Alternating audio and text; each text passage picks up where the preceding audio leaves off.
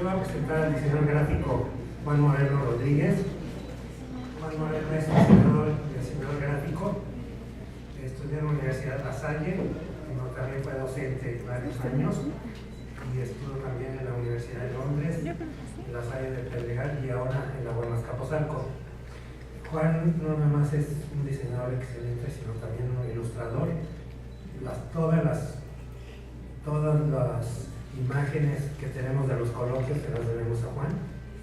Es bastante, y además es una persona pensante. Entonces nos va a presentar su conferencia y yo los dejo. Memoria e identidad, mitos, analogías y reflexiones, por un servidor. En el lenguaje común solemos perder el sentido original de las palabras. El origen de las mismas es siempre procedencia. Memoria e identidad son dos términos con los que tenemos una afinidad práctica inmediata, y cuando afirmamos que común es porque nos referimos a un uso masivo generado en dicha práctica. Primero nos referiremos a la memoria. Según un mito griego, Zeus tomó por mujer a la titánide Mnemosine y procrearon a las musas. Mito es literalmente lo que se dice, mas no lo que se comprueba. Por ello, un mito es un decir que es también una enseñanza, es decir, una indicación por medio de los signos. Mnemosine es la memoria indiscutible. El término mnemos, literalmente mnemer, indica memoria y es usado durante la Edad Media con cierta procedencia para referir a ella como un proceso de aprendizaje. Recordemos los palacios de la memoria o la actividad de Santo Tomás mediante la memorización de textos y el dictado de su suma teológica. La enseñanza en este sentido es que la memoria es madre de la inspiración. Eso es lo que nos indica el mito. Tal vez podríamos extenderla a decir que es de todos los días, de la cotidianidad, pues Deus, del latín, proviene también de Zeus, y a su vez del sánscrito que significa brillante y día. Ahora bien, para nosotros memoria significa generalmente un proceso mental y también registro o recuerdo. En un ámbito de la generalidad humana, memoria significa referencia a lo acontecido. A veces cuando la doctora Durán pasa antes que un servidor, normalmente me quedo sin qué decir, ¿no? Y ella ya nos explicó precisamente todo este proceso histórico y académico que hemos visto respecto de la teoría y la referencia de lo histórico y la memoria. Para muchos, el recuento histórico es literalmente memoria. Ahora, desde la prehistoria, el hombre aparenta haber registrado intencionalmente datos para que sus congéneres pudieran posteriormente usarlos. Pero en realidad esa acción comunicacional se dará hasta la aparición de la escritura de modo fiable y conveniente. Las pinturas en las cuevas o las muestras en un hueso no son para los lectores. Y no lo son porque no son textos con un comunicado exacto. Incluso para nosotros son mensajes supuestos o imprecisos. En este caso, decimos que hay memoria de ellos por una reminiscencia humana que la casualidad nos permite atisbar o conjeturar. La palabra registro es de origen latino. Eran todos los datos administrativos, y subrayo administrativos, que se anotaban en el regestum. La fecha de nacimiento, la defunción, los impuestos, las conmemoraciones, entre otras cosas. Notemos que estos datos tienen un objetivo muy específico y por lo tanto muy bien intencionado. A pesar de que siglos antes del auge romano ya se hacían algunos registros con fines administrativos, lo cierto es que también se hacían con fines políticos antes que propiamente históricos. Los gobernantes, reyes y sacerdotes ordenaban registrar mitos, proezas y acontecimientos de sus reinados con fines de propaganda. Algunos usurparon con su nombre tales obras y otros más las borraron para que no quedara nada del enemigo o de un rey anterior. Si me es permitido, digamos aquí, que destruyeron la memoria de sus pueblos a modo de destruir también su identidad. No nos referiremos aún al término de identidad. Debemos en cambio retroceder un poco y decir que, como comenta Pascal Quignard en su imagen que nos falta respecto del propio Heródoto, es este quien inventa la historia y precisa por su parte que historien significa indagar sobre lo que era, es decir, llevar a cabo una investigación acerca de lo que había visto o lo que le habían contado. Esto está en su segundo libro. De este modo, y muy próximo al mito, la historia como registro o como memoria puede no ser fehaciente ni precisa. En este sentido, y hasta la aparición del libro romano de registro, el dato no tiene un propósito referencial y objetivo. Pudo, por lo tanto, ser alterado. ¿Por qué? Victor expolia. Victor expolia significa el vencedor se lleva todo y, en el término común, el vencedor escribe la historia. Una última acotación pertinente es que, anterior al registro propiamente dicho, la historia y por ello la memoria de los pueblos y culturas antiguos penden de una subjetividad. Esto puede no gustar y ser discutible, pero en algunos casos aún quedan lagunas entre sucesos que se afirman ocurrieron y que al paso del tiempo incluso pueden entenderse distintos al llenar esos espacios en blanco. Sucede así con los egipcios y los arios, con los mayas, con los toltecas, con los olmecas y los teotihuacanos, por citar algunos ejemplos.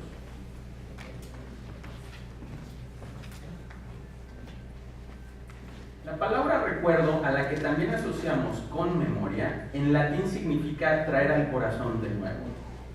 Griegos y romanos pensaban que el corazón era el centro del pensamiento y por lo tanto también de la cuestión sensitiva y sensible. Por ello, al memorizar, recordamos. Este es un hecho que habitualmente en la vida común afirmamos. En este caso, la efectividad es muy relevante y obliga a decir que una memoria es recuerdo si en nosotros hay efectividad emocional. A este punto me referiré con mayor precisión más adelante. Entendido el mito, significado, uso y relación de palabras tales como memoria, registro y recuerdo desde nuestra perspectiva, su acción en un plano humano y social debe quedar explicada como una referencia directa a la memoria cultural y como una historia de lo humano, en la que se conforman tanto culturas como eventos que dan origen a una identidad. La palabra idéntico, por su parte, proviene del latín idem, que significa igual, pequeño problema. En este sentido, la empleamos para hacer notar, con base en las 4 frases anteriores, siempre igual o siempre lo mismo, refiriéndonos a lo característico, por aquello que, si la palabra idéntico refiere a lo símil o lo igual, no me da, por cierto, y de manera directa, una referencia a aquello que puede remitirse como idéntico de modo inmediato. Y por ello no nos permite distinguir con claridad la manera en lo que algo identificado se aparta del resto.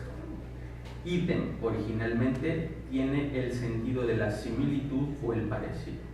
Pero una identidad recurre también al uso de características para diferenciarse. Así, una identidad pretende constituirse con características excluyentes para que aquello a lo que referimos sea visto o apreciado como único. Ahí está el problema. En el caso de explicar cómo la memoria, registro o registros históricos, y no solamente administrativos, conforman una identidad, lo que pretendemos es hacer notar aquellos sucesos y características únicas que desarrolla y presenta un grupo humano en un tiempo y espacio dados, conforme se van desarrollando y sobre dicha marcha lo confirman y conocemos como identidad. En suma, solemos decir que estos sucesos, las tradiciones y costumbres, su lenguaje y demás, brindan una identidad a un grupo de personas para distinguirlo de otro. Mientras más claras sean estas características y no necesariamente más numerosas, más fácil parece distinguirse una identidad.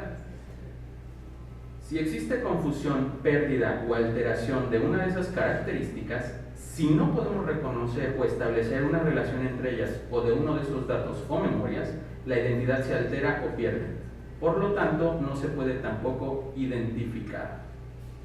Hay casos en que culturas desaparecieron, se mezclaron o fueron sustraídas a sus identidades más originales, perdiéndose con ellos esta distinción. Recordemos tan solo lo que implica el mestizaje o una colonización. Es posible que la identidad sea entonces el conjunto de relaciones espaciotemporales que establecemos intencional y conscientemente con la finalidad de construirnos.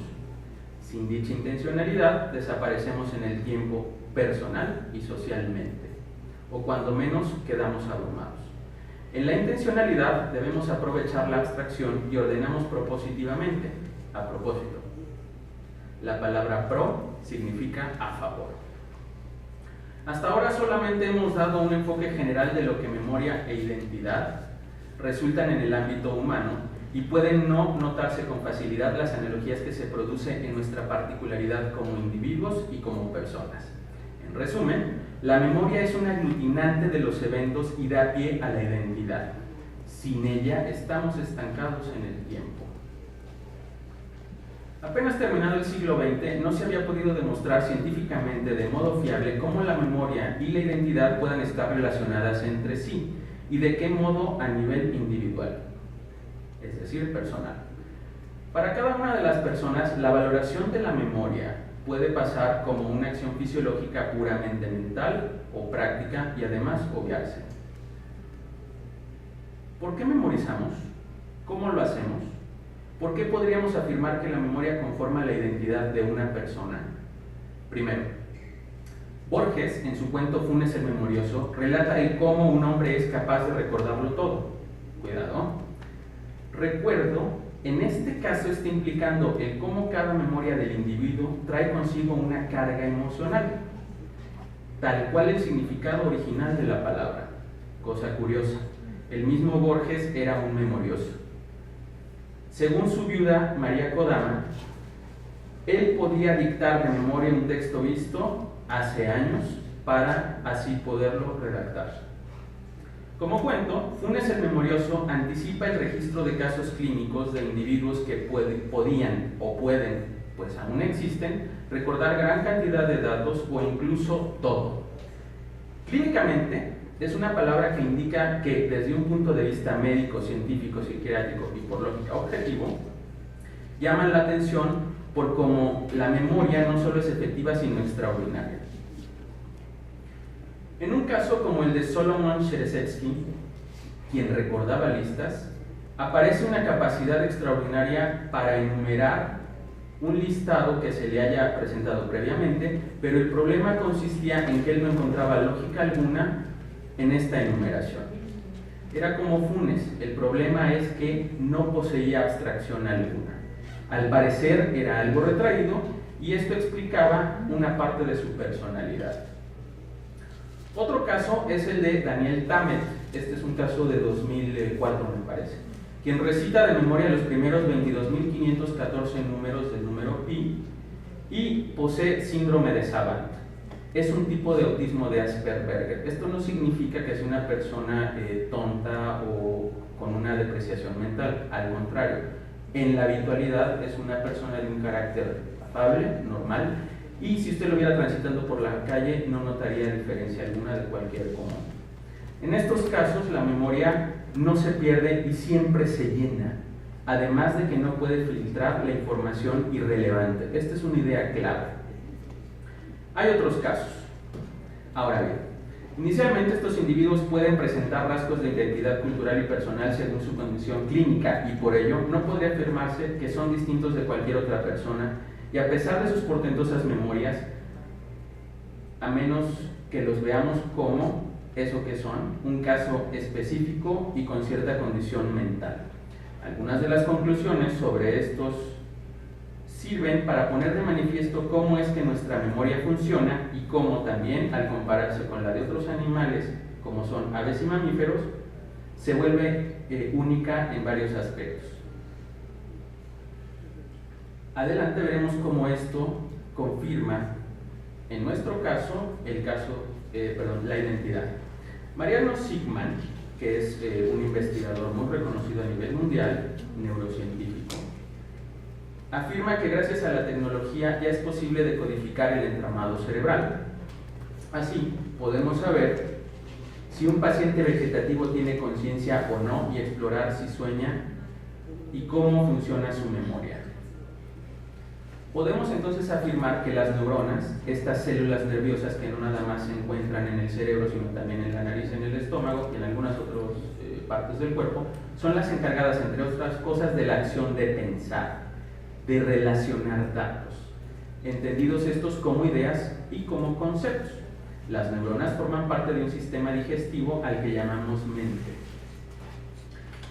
Este conjunto de neuronas, que oscila entre los 100 y 200.000, varía dependiendo de la edad de la persona y de la persona, son próximas al hipotálamo, manifiestan frente a escáneres la representación de cómo hacen y relacionan conceptos para conformar eso que llamamos memoria. Rodrigo Quian Quiroga, que es otro personaje destacado, muy próximo a los premios Nobel, por cierto, no es médico, pero está vinculado hacia el área de la medicina y la fisioterapia cerebral, que se encuentra en la Universidad de Leicester, indica que tales asociaciones conceptuales son redes y que en su caso también están asociadas a los sentidos, en este caso la vista, el olfato, el tacto, el gusto, etc. Por ello, cada relación queda almacenada donde se genera y es el cerebro quien procesa como una proyección lo que el ojo ve.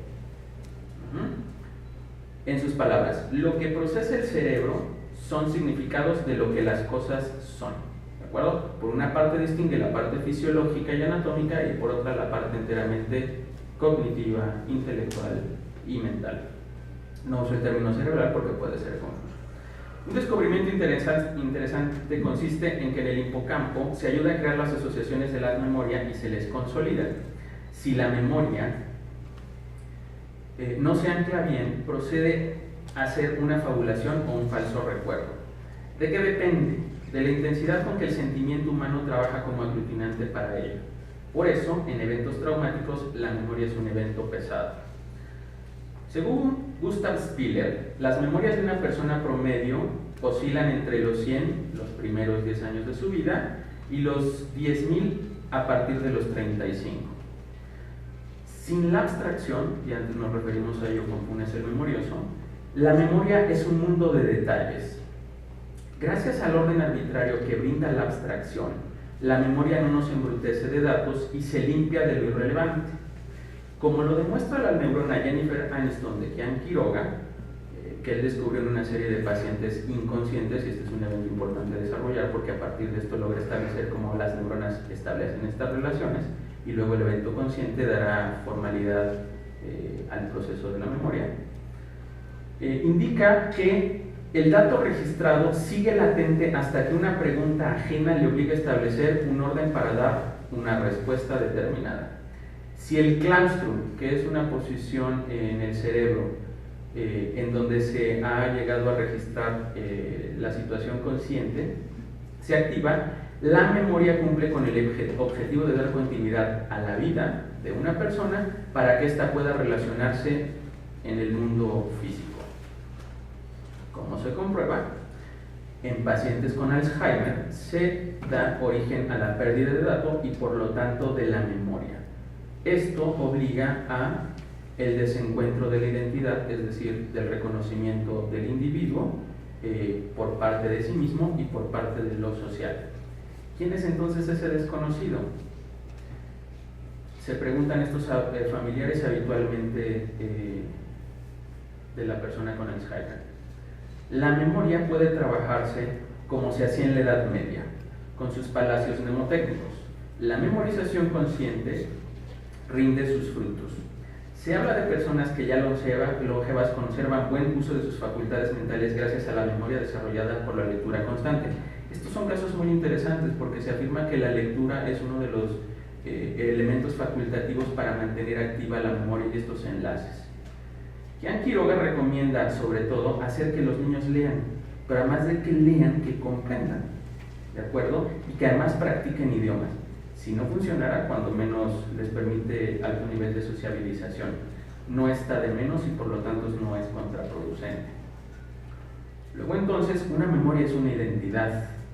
Ahora, recordemos que el mito griego es en realidad la que nos indica que la memoria es la madre de las musas. No por nada, la memoria es un espejo donde vemos lo ausente y si ese espejo refleja lo mejor de nosotros mismos, solo eso puede ser lo identitario.